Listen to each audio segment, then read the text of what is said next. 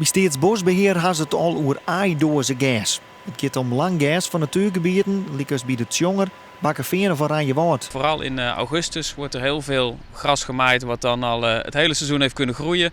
Wat ouder en wat sterker is. Nou, en dat geeft ideale vezels voor eierdoosjes. Huhtamaki maakt het nou nog alle dagen 100.000 naaidwaskers van oud papier. Maar de onvier van oud papier wordt de laatste jaren minder. De beschikbaarheid van oud papier zal in de toekomst minder worden. We zien nu al een verandering. Via de internet aankopen treffen wij steeds vaker karton aan in onze grondstof. Wat zich prima laat inzetten voor de productie van eierdoosjes. Maar in de toekomst zal de beschikbaarheid veranderen. Misschien zelfs wel minder worden.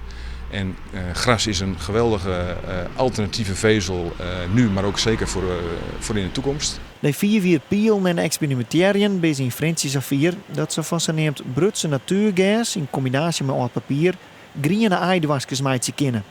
Een doorbraak dat de meewerkers van het fabriek wakker grutsko binnen. Dus het is het groenste eierdoosje in Europa en waarschijnlijk het groenste eierdoosje ter wereld.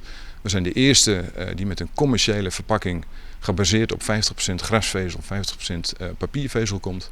Ja, daar zijn we enorm trots op. Ja, ik denk dat dit de toekomst heeft. Je ziet toch dat oude traditionele grondstoffen vervangen moeten worden door duurzamere biobased grondstoffen.